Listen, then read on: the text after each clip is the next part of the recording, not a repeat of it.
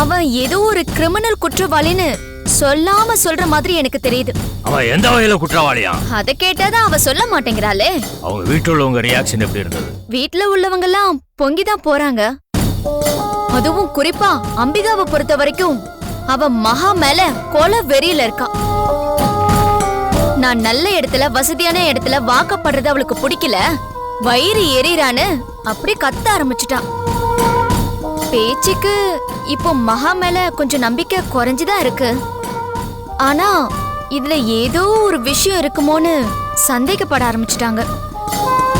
தெல்லை மாமா தவிக்க ஆரம்பிச்சிட்டாரு. என் புருஷனை பத்தி கவலை இல்ல, அந்த ஆளு எப்போ ரப்பர் ஸ்டாம்ப் ஆகி பல நாள் ஆச்சு. விஜய் என்ன சொன்னா? அவன்கிட்ட எந்த ரியாக்ஷனும் இல்ல. எல்லாத்தையும் பாத்துக்கிட்டு அழுத்தம் திருத்தமா பேசாம உட்காந்துக்கிட்டு இருக்கான். அவ சொல்றதை இவன் நம்புறானா இல்லையான்னு எதுவுமே தெரியல. அவன்தான் மகா பக்கம் சுத்தமா மொத்தமா சாஞ்சிட்டான்னு நான் அன்னைக்கே சொன்னேன், நீதான் நம்பல. ஆனா இப்ப அவன் கூட முக்கியம் இல்ல, இந்த மகா பண்ற கலட்டாதான் என்னால தாங்க முடியல. அவனும் முக்கியம்தான்.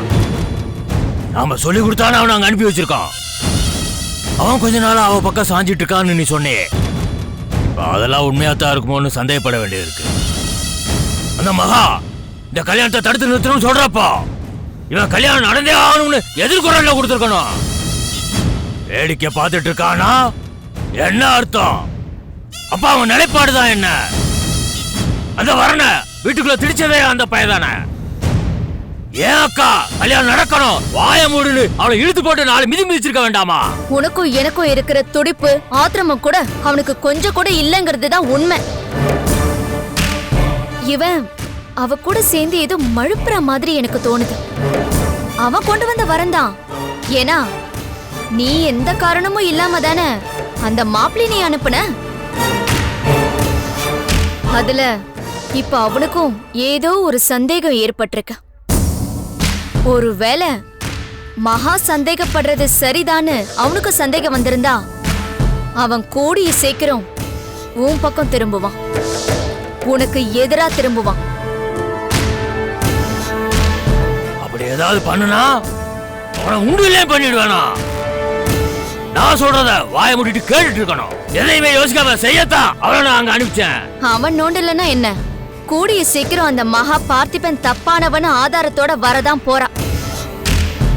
ஏன்னா ஏதோ ஒரு நிச்சயமான காரணத்தை வச்சுதான் அவ இந்த அளவுக்கு போராடுறா. எந்த ஆதாரத்தை அந்த பார்த்திபன் விட்டு வச்சு தொலைஞ்சான்னு தெரியலையே. நமக்கே தெரியாம நம்ம கப்பல்ல ஏதோ ஓட்ட விழுந்துருச்சா? எந்த வில்லங்க ஆதாரத்தை வச்சு அந்த மகா அம்பியா கல்யாணத்தை வேண்டான்னு தடுத்து நிறுத்துறான்னு எனக்கு புரியலையே. எனக்கும் புரியல அந்த காரணம். அந்த மகாவுக்கும் அந்த விஜய்க்கும் தான் வெளிச்சம். ஏய், அவன் நம்ம ஆளு, அவன் அவளோட சேர்க்காத.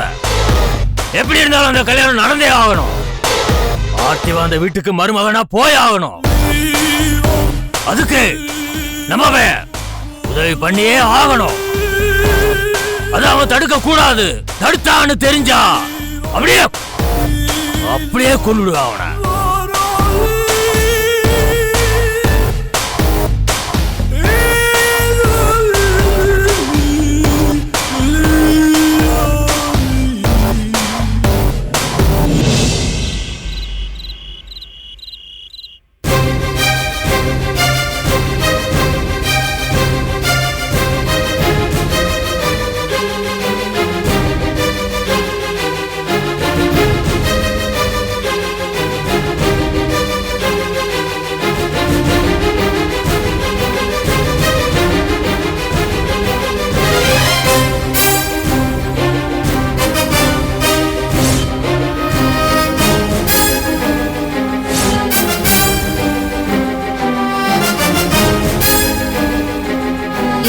இவ்வளவு நேரம் எங்கடி போயிருந்த? அத்தை, அப்பாவை பார்க்க போயிருந்தேன். ஏய், நீ என்ன அஞ்சாம் படையா? இந்த வீட்டுல நடக்கிறதெல்லாம் உன் அப்பன்ட்ட போய் சொல்றேன்னு உனக்கு தூக்கம் வராதா? ஏண்டி உனக்கு வெக்கமா இல்ல? சோறு திங்கிறது இந்த வீட்டுல, விசுவாசம் காட்டுறது வாலாட்டுறது அந்த வீட்டுல.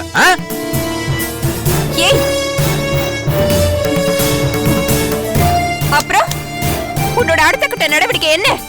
இன்னும் இந்த குடும்பத்தை எப்படி கெடுக்கிறது, எப்படி ஒழிக்கிறது, எப்படி நாசமாக்குறதுன்னு பிளான் பண்றியா?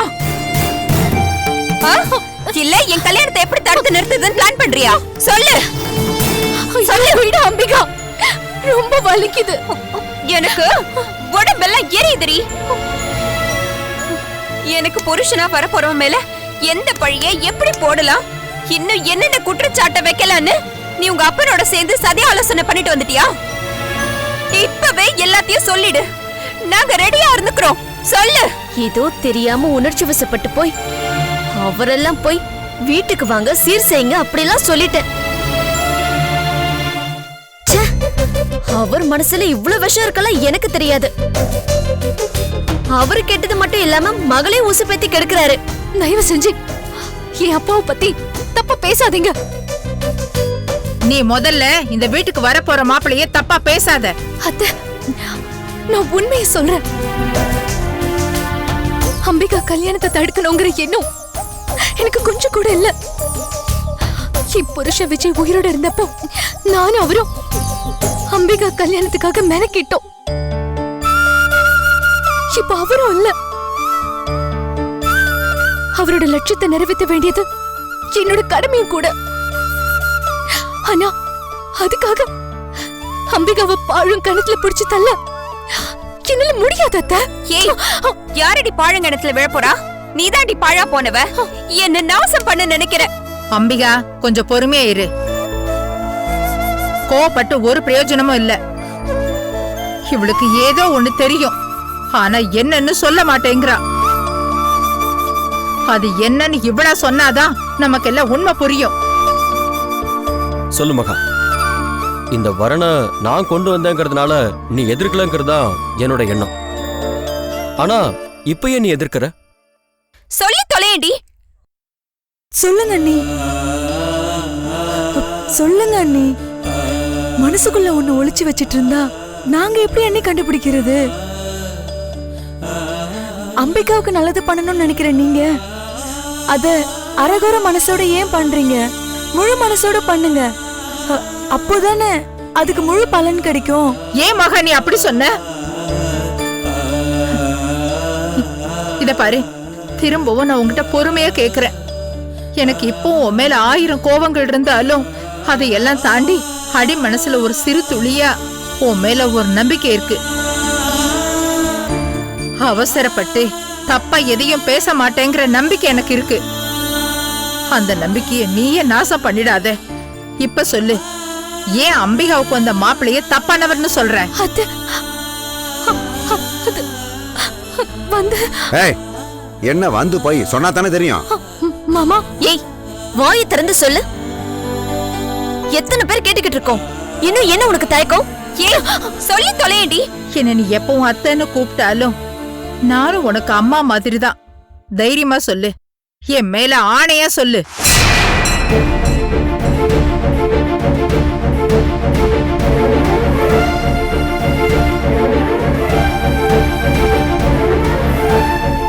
அத்தை, நான் சொல்லிடுறேன். அவன் அந்த பார்த்திபன் ஒரு கொலைகாரன்.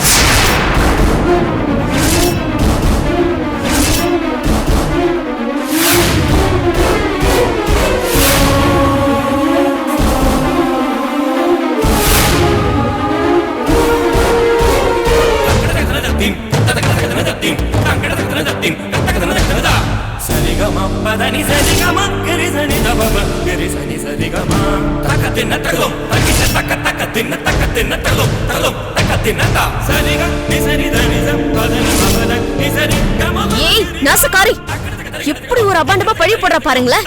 அண்ணி, நீங்க என்ன சொல்றீங்க? எல்லாரும் என்ன மன்னிச்சிடுங்க. நான் உண்மையை சொல்லிடுறேன். நானும் எங்க அப்பாவும் கோவில் விஷயமா சென்னைக்கு போனோம்.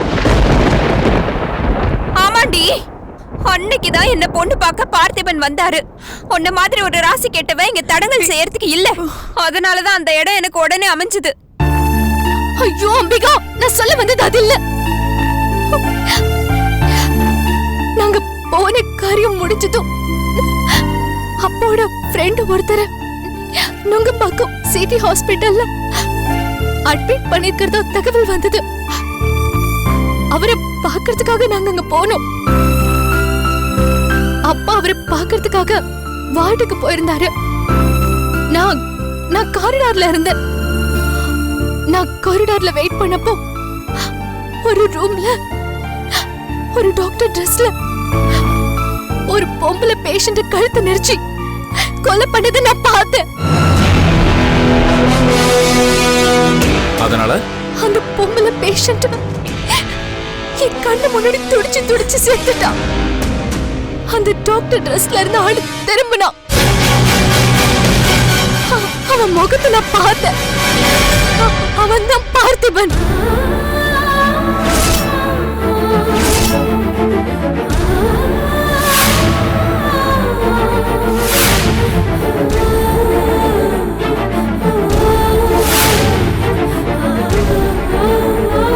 பார்த்திபன் அந்த பொண்ணை கழுத்து நெரிச்சு கொன்னது நான் கண்ணால பார்த்தேன். இது உண்மை. இல்ல இல்ல அம்பிகா, நான் இத நம்பல. நான் இத நம்பவே மாட்டேன். அப்பா நான் இத நம்ப மாட்டேன்ப்பா. இவன் போய் சொல்றாப்பா. என் கல்யாணத்தை நிப்பாட்ட போய் சொல்றா. அந்த நாகத்தம்மன் மேல சத்தியம். வாய மூடி நாசக்காரி. நாகத்தம்மன் இல்ல. அந்த நாகத்தம்மன் பேர்ல நீ செஞ்ச ஒவ்வொரு தில்லு முள்ள எனக்கு தெரியாதா? எதுக்கு எடுத்தாலும் நாகத்தம்மன் பேரை நீ சொல்லிட்டா நாங்கெல்லாம் வாய மூடிட்டு இருக்கணுமா? ஏய், நான் கழுகிடுண்டி உனக்கு. இப்படி பொய்யா பேசுற? அதுவும் நாகத்தம்மன் பேரை சொல்லி. நான் சொல்றது பொய்யா இருந்தா என்னோட நாக்கு அழுகட்டும். அந்த நாகத்தம்மன் கிட்டே முடிவை விட்டுருவோம். எவ்வளவு பெரிய அபாண்டோ மகா, நீ இப்படி ஒரு பழிய போடலாமா?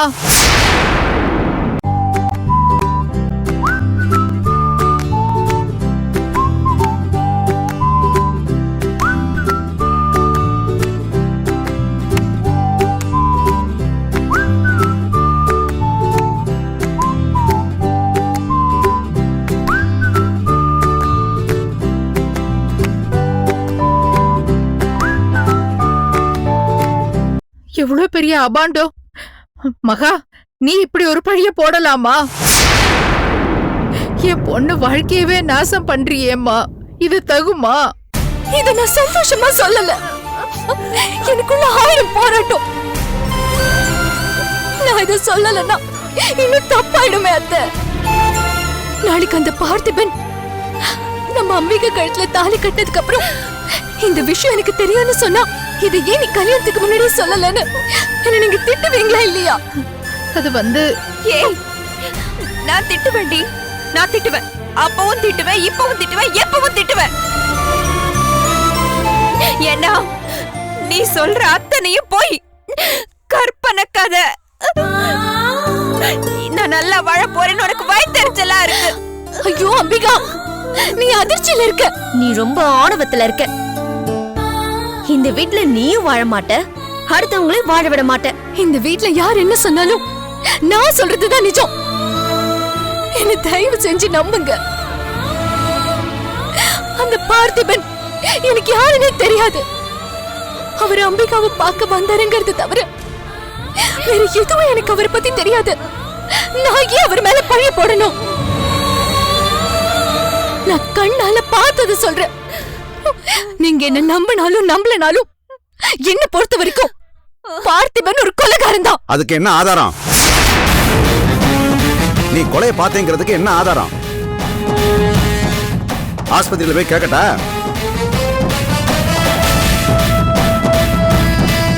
மாமா, நீங்க ஹாஸ்பிட்டலுக்கு போய் விசாரிக்கணும்னு ஒண்ணும் அவசியம் இல்ல. தயவு செஞ்சு நான் சொல்றது கொஞ்சம் நம்புங்க. ஏண்டி, நீ ஒரு கொலைய பார்த்துட்டு நீ பேசாம வந்துட்ட. நீதான் கொம்பு முளைச்சவளாச்சே.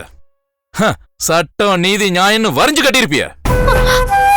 அப்பாதான் தடுத்து நிறுத்திட்டாரு. போலீஸ் கேஸ்னு போனா உன் குடும்பமாரம் போயிடும்னு என் வாய அப்பா அடிச்சிட்டாரு. எனக்கும் அதுதான் சரின்னு தோணுச்சு. பாத்தியாடா, ஒரு பெரிய மனுஷன்னா கொலைய பார்த்தா போய் போலீஸ் ஸ்டேஷன்ல சொல்லுவான்.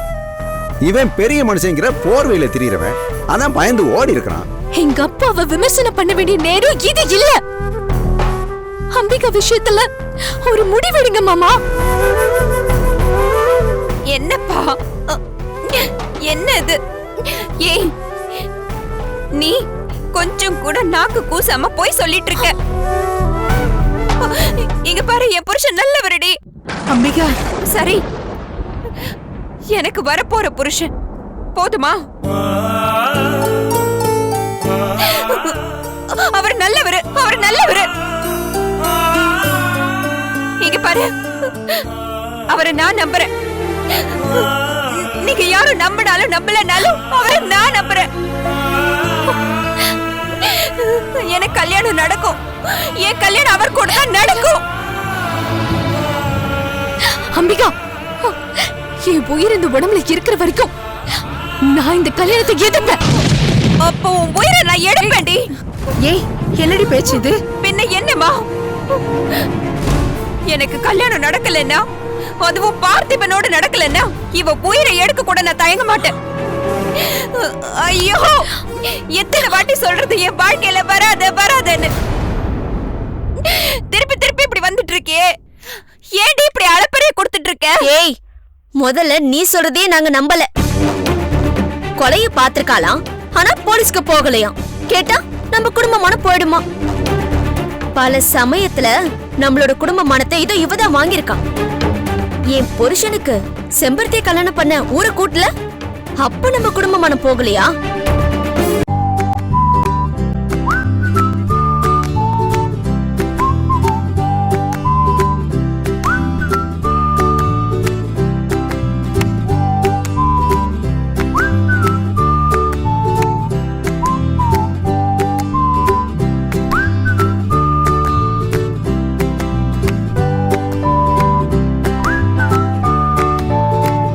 என் புருஷனுக்கு செம்பருத்தியை கல்யாணம் பண்ண ஊரை கூட்டல, அப்ப நம்ம குடும்பமான போகலையா? என் புருஷனை நீ ஜெயிலுக்கு அனுப்புனியே, அப்ப குடும்பமான போலையா? இல்ல, உன் புருஷன் வீட்டுல இருக்கிறப்பவே தாலி கட்டிக்காம இருக்கிறாளே, இப்போ இந்த குடும்பமான போகலையா? நியாயமா ஒரு கொலையை பார்த்ததுக்கு இவ போலீஸ்க்கு போகல, கேட்டா குடும்பமான போயிடுமா? எங்கேயோ யாரோ செஞ்ச கொலைக்கு இவ சாட்சி தானே. அந்த சாட்சிய சொன்னா எப்படி இந்த குடும்பமான போகும்னு எனக்கு தெரியலப்பா. அண்ணி, நீங்க வேற எதையோ மறைக்கிறீங்கன்னு மட்டும் தோணுது. இத்தனை பேர் கத்திட்டு இருக்கோம், நீ என்னடா பேசாம இருக்க? அம்மா, எதையும் தீர விசாரிக்கணுமா? டேய், வேண்டாம்டா, வேண்டாம். நீ வேணா உன் பொண்டாட்டிக்கு ஜால்றாடி. எனக்கு அத பத்தி கவலை இல்ல. ஆனா என் வாழ்க்கையில யாரும் விளையாடுறத நான் இதுக்கு மேலேயே பார்த்துட்டு இருக்க முடியாது. இவ என் வாழ்க்கைய நாசம் பண்றத என்னால பொறுத்துட்டு இருக்க முடியாது. எப்ப எனக்கு புருஷனை வரப்போறவரை கொலைகாரன்னு சொன்னாலும் இதுக்கு மேல இவ இந்த வீட்டுல இருக்க கூடாது. வெளியே போடி, வெளியே போடி. ஹேய், போன்னு சொல்றல்ல. ஏய், வெளியே போடி. போடி.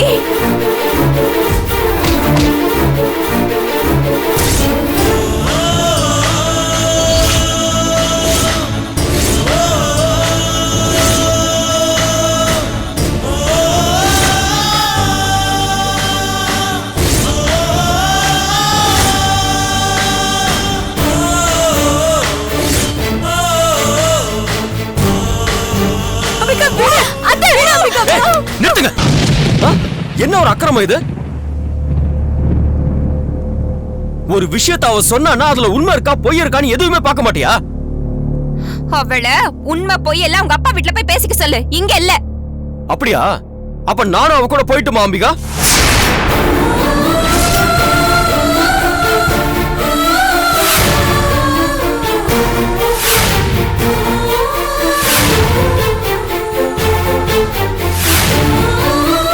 ஏன்னா என் பொண்டாட்டியை காப்பாற்ற வேண்டியது என்னுடைய கடமை. இவ்வளவு நீங்க வெளியே துரத்திட்டா அப்போ நானும் போயிட்டுமா? இந்த கல்யாணத்தெல்லாம் நீங்களே பண்ணிக்கிறீங்களா? எனக்கு என் பொண்டாட்டி தான் முக்கியம்.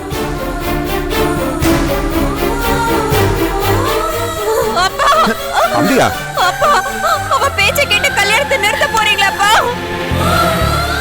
அப்புறம் நான் தூக்கில தூக்கிடுவேன். ஜாக்கிரதை. நீ ஆமா அழுகுற. நகாதம்மா, நான் என்ன பண்ணுவேன்? அப்பா இந்த கல்யாணம் நிக்க கூடாதுப்பா. அப்படி நின்னுச்சுன்னா நான் செத்துருவேன்ப்பா. ஏமா ஏமா உன் கல்யாணம் நிக்கும்? ஏன் உன் கல்யாணம் நிக்கும்? இவ சொல்ற எந்த வதந்தையும் நீ நம்ப கூடாது. அதுக்கு ஆதாரம் கிடையாதுமா. உன் கல்யாணம் நடக்கும், நிக்காது. இதுதான் என் தீர்ப்பு. போங்க, போய் கல்யாண வேலையை பாருங்க. போங்க. அப்பா அப்ப இவ இது இங்கே இருக்கட்டுமா? வெளியில விட்டோம்னா ஊருக்குள்ள போய் பல இதை சொல்லுவாப்ல. இது உன் கல்யாணத்துக்கு நல்லதுமா. இந்த வீட்டு 4 சவத்துக்குள்ள உள்ளது 40 பேர் காதுக்கு போயிடும். அதனால கல்யாணம் முடிகிற வரைக்கும் இது இங்கே இருக்கட்டும். அப்போ இவ என் கல்யாண விஷயத்துல குறுக்க வராம ஒதுங்கியே இருக்கணும். மீறி வந்தா கைய கால உடைச்சிருவேன். ஜாக்கிரதை.